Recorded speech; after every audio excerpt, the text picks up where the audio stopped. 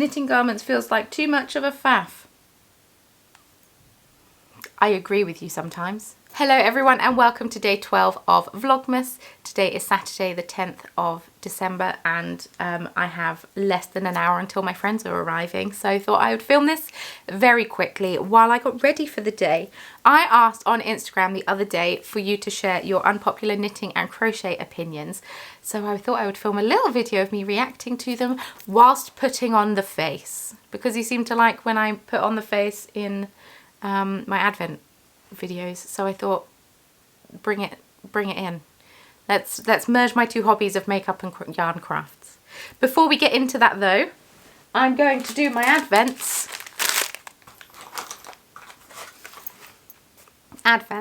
I'm going to be opening 3 Advents today. I do have 5 Advent calendars, but I only open 3 on camera. I have a Chromatic Yarns Advent calendar. That is my own hand-dyed yarn, all dyed in colours inspired by Dungeons & Dragons. All of my yarn is not just my Advent. Then we also have the Castle View Yarns Advent calendar. That's this one here, which is a lovely fade inspired by mermaid colours. And then I also have a Bird and Blend Tea Advent that they were so kind to gift to me, and I have affiliate links in the description box below. They still have some Advent calendars left if you want to grab yourself one. That will be delightful. Affiliate link. Also, a fun promo code. Description box, it's all down there. We're going to start out with the Chromatic Yarns Advent calendar, and I'm just going to get my colourway names up so I don't forget what they're called. Ooh. Ooh. Ta-da! Oh, there's a bit of hair that's been... It's not hair, it's fluff, my bad. So this colourway is called, I'm going to hold it back here because the sun is not working for me, Arcane Tradition. It is undyed and then speckled with like a dark blue, a bit of yellow and a bit of green, and oh, I love it. I'm inspired by the wizards I was for this one. So Arcane Tradition. And then you also get a D10. Just your 10-sided dice. Yeah! Sticking with the purple and the black theme, everyone should have the same. Next up we have the Castle View Yarns Advent calendar. I am trying to speed through this a little bit because I know not everyone is interested in it. I guess I could put a timestamp in the description box. This one is called Saphira Royal Gem. And how am I going to do this? Let me adjust something. I've adjusted something so you can hopefully see the colour a bit better. But it's a very light blue with a few pinky purple speckles. And it is so beautiful, so pretty. Yeah, I'll adjust the settings back in a second because I'm sure I need to. And then finally we have the Bird and Blend. Doo-doo. Ooh, jasmine poached pears. That sounds delicious. Absolutely delicious. It is a green tea. Chinese century green tea, air-dried pear pieces, jasmine blossom and natural flavouring. I think that would be delightful. Oh, it smells delicious. Oh, I've not heard of this flavour before. I'm so excited to try it. Also, I think Mario will love it because he loves a green tea. But yeah, I'm excited to try this out later. Don't forget that you need to have your temperature set to a different temperature of green tea than black tea. 80 degrees for green tea versus 100 degrees for black tea. Fun fact. Anyway, right.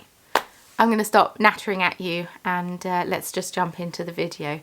Be prepared for the jump scare of no makeup. Although I feel like you're used to it by now. We've had a few Vlogmas days of no makeup. So yeah, let's go. You know what? We're not in an ideal lighting situation because of where the sun is right now. But we're making it work because we have to make it work, right? Let's start out with a spot of sun cream.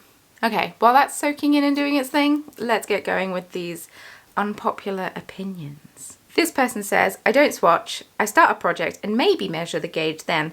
I've also had people say, where is it? You don't need to gauge swatch for everything. And you know what? I agree. I do agree. You don't need to gauge swatch for everything. When fit isn't important, I don't think you need to gauge swatch. I will say that I knit a shawl of Becky's once and I made the error of not swatching for that. And so then it's quite a small shawl, whereas hers is massive because that's before I knew that she knits really loosely. And I just use the same needle size. Bub, you've got a hair on your mouth. But like, that's fine. I still wore it loads. I don't know where it is. Anyone else? I lose all the things I knit. But yeah, I mean, Swatching as you go is very valid. I will say that it's very exciting to start a new project, and sometimes swatching can kill that excitement, but I am a stickler for swatching. I don't want to spend loads of time knitting a jumper to have it not fit me. So yeah, I will take the time to swatch. But swatching as you go does make a lot of sense, because sometimes swatches lie, which is another opinion that someone had here. Swatches can lie sometimes. Even if you swatch in the round when you're knitting in the round, it's still going to vary slightly if you're knitting a tiny round versus a big round and the weight of it and blah blah blah. So swatches can lie. But yeah, as a general rule, I do like swatching. I have a lot of opinions about acrylic yarn that have been submitted. The majority of them are positive, saying that there is a place for them. And you know what? I couldn't agree more. I have had a couple of people saying that they hate using acrylic yarn though. And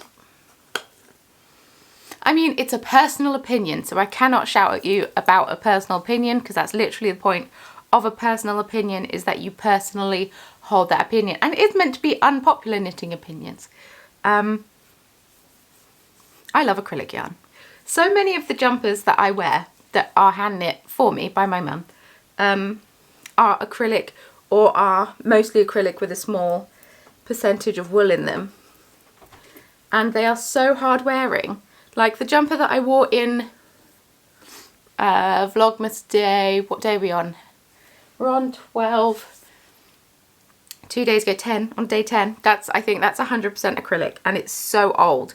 And I wear it all the time, and it's got a hole in the sleeve, but that's just from where it wasn't sewn up properly, but it was my grandma made it, so I don't want to make corrections on it. And yeah, I just feel like saying that like acrylic yarn is the worst is very elitist, and I don't know about everyone else. I don't want this for my hobby. I don't want it to be elitist and niche and like, sure, we all joke about yarn snobs.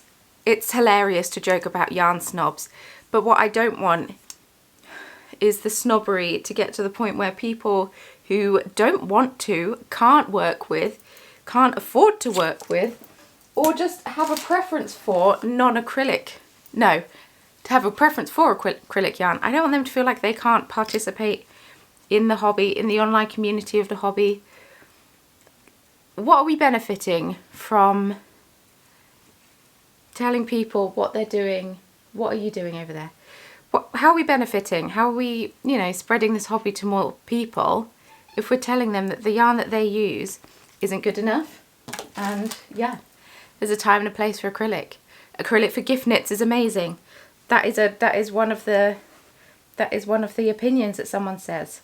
Someone says, I like working with acrylic yarns, especially when I have a sensitivity to wool.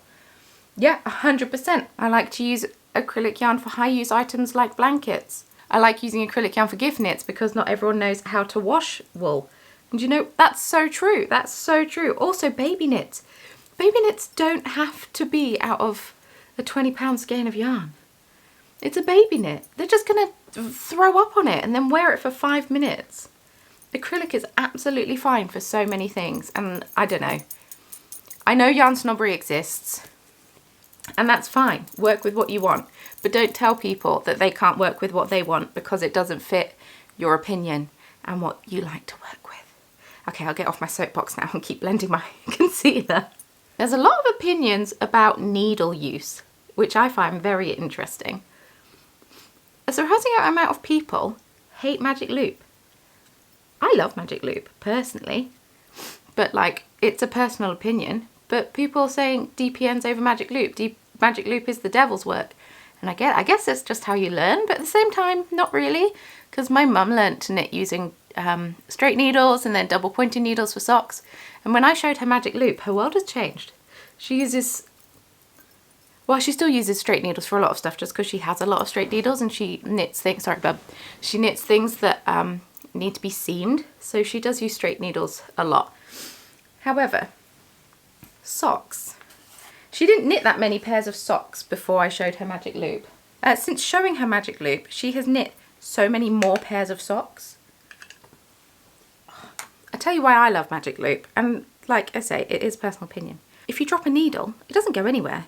I find myself now, when I knit, because I'm so used to knitting on circular needles now, Now when I knit, I drop needles and then they just disappear on me. I don't know where they go. So yeah, I love Magic Loop. Also, I don't know, it's a bit of a faff, but if you don't have too long of a cable, then it's not really. I suppose some people prefer having a 9-inch circular to knit socks, or I don't know what size circular needles come in. Am I actually a knitter? I don't know. I guess people prefer using short circular needles. I can't use them because they do not work with how I hold my knitting needle, because I hold it like in the crook of my thumb, like this. I hold it, it's a very old-fashioned way of knitting, but it's how I was taught to knit by my mum, by my grandma, and so that's how I knit. That's the muscle memory that has built up through the years. And also I was still doing the drop the needle, wrap it round for so long, and then I was knitting, what was it, a clown hand to help my mum out, who was knitting a clown. Don't ask. And my grandma was sat next to me. She's a bit of an intimidating lady, is my grandma. And so she was like, no, you must hold your needles like this. You have to hold them like this, which, I mean, it's not that there is no right or wrong way to hold your knitting needles. Let's get that clear. But, you know, my terrifying woman. Well, terrifying is not the right word. She's mellowed in her age, but it's slightly intimidating woman. And yeah, so I think it was drummed into me. So when I started knitting again, I just automatically picked up my needles like that and started knitting. I was like, oh, this works. But I think maybe that's why I prefer Magic Loop. But DPNs is how I learned how to knit socks. And I did have to fight with them a little bit. Like, once you got the first few rounds in, you're fine. But to start with, it is like trying to use a spider that's trying to fight against you. Double pointed needles, but hey, I'm not a fan of sparkly yarn. Oh, interesting. That's interesting. I mean, I get that there's like personal preferences to things. I love a bit of sparkle. I do really want to knit myself a sparkly jumper at some point. I will say, I don't tend to find myself buying sparkly yarn much, but I do use the sparkly yarn that I dye. Like a nice sparkly shawl is delightful. But I do get it. It is a statement, especially my sparkle sock base is very sparkly. So I do get that it's not everyone's cup of tea. I understand that one. That one's not too divisive. I get that one. I don't like mohair. It's too fluffy and gets in my eyes and mouth, and I hate that. Yeah, that's fair. Yeah, I can see that. I come from a family of contact lens wearers, so they also don't like mohair, because when mohair gets under your contact lens, it's like the worst thing ever, apparently. I love how it feels. It's so squishy. Oh, it's delightful. It's so delightful. It's such a nice, squishy, it's like wearing a hug, and I love that. I love it.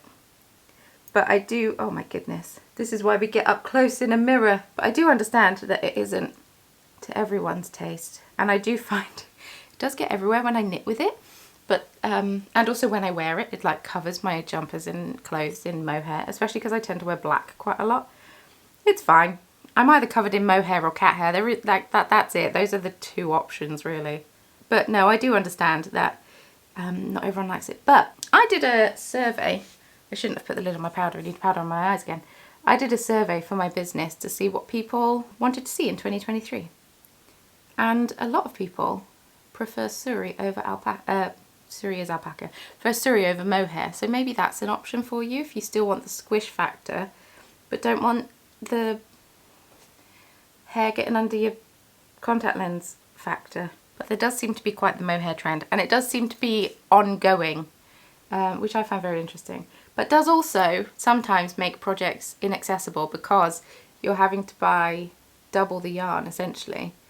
And it does get pricey, especially if people are using mohair silk. A couple of people are saying that they hate brioche. Brioche knitting is not worth it. I hate brioche. I hate how brioche looks. And I mean, that's fair. I'm just going to keep saying that's fair because I mean, it's your opinion. I can't dispute that. But I am going to disagree because I love brioche. I feel like we had this discussion in the last knitting opinion video, so I'll keep it brief. I find knitting brioche very meditative and mindless, and I'm currently working on the Brioche Adventure shawl. I've been knitting it for a really long time because I keep scrolling on my phone, getting stuck down TikTok rabbit holes instead of knitting.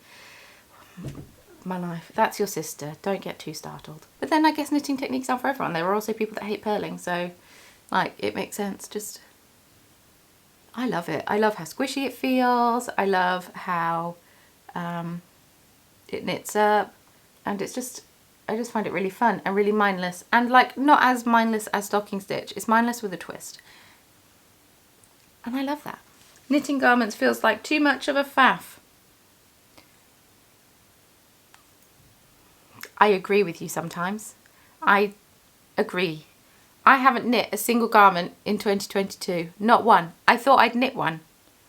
That's a lie. I have knit one. I knit a, what's it called? Magpie Tendency.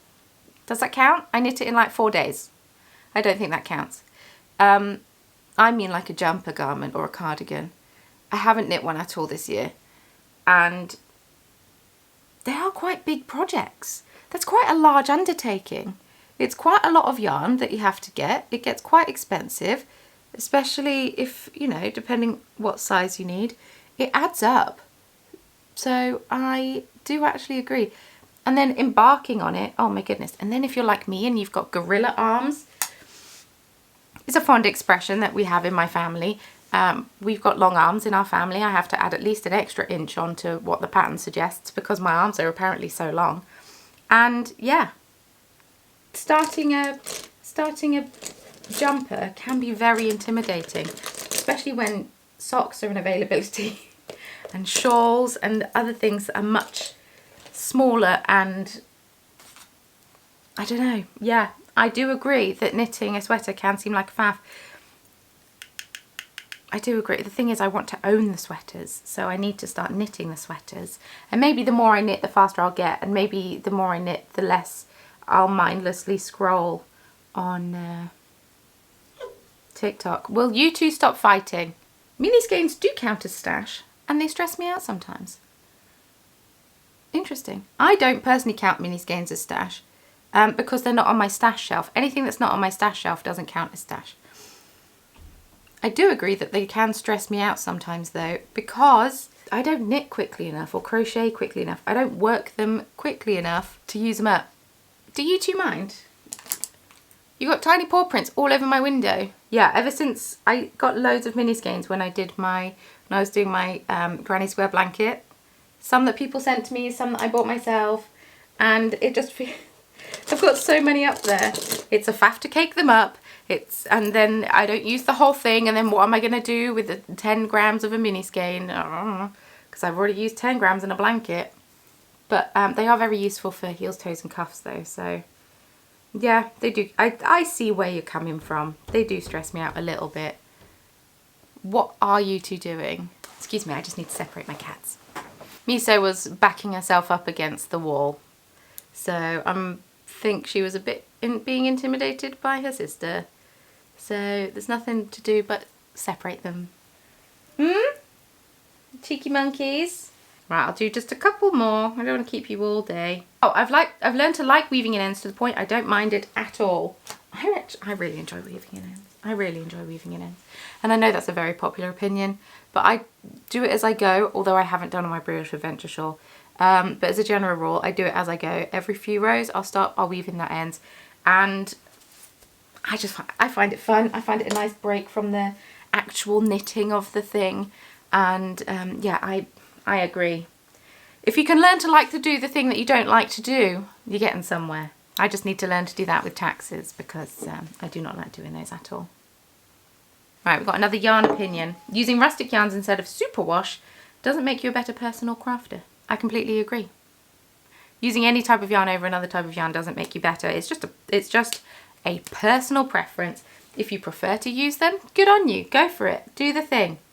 But if you are using it as a thing to say, I'm better than you, then I'm very sorry, but that is false. I don't know. I just wish there was less elitism in hobbies, all hobbies, because there's elitism in all crafts and all hobbies and everywhere. And I don't understand it. Because if you enjoy something, Ideally, you want other people to also enjoy it. You want other people to have the same enjoyment, get the same enjoyment out of it as you get. I want to meet other knitters, crocheters, bead weavers, although I'm not huge in the big beading community. I'm not big, there are people that create masterpieces, and here I am making little stitch markers, also very cute, not poo-pooing myself. But I'm not big in the beading community, so I'm not hugely aware of the elitism that happens there. I'm not quite sure how I'm going to do my other eye. But I want to meet other people in these crafting communities who share the passion, share the interest, share the love for the craft that I do. And I don't want to discourage people from trying it, having a good time. You can make amazing stuff with cheap yarn. And I feel like I'm just stressing the same point over and over again. Right, I'm going to finish up this because I don't know what's going on. And then I'll be back. I will say that most of these opinions seem to be about knitting rather than crochet. I did ask for both. The only crochet opinion in here, which I guess gauge swatching and yarn usage is applicable to both. Speaking of yarn usage, we're gonna labour this point further. There seems to be a lot less yarn snobbery in the crochet community than in the knitting community, and I find that very interesting. And I'm not 100% sure why. If anyone could enlighten me, please feel free.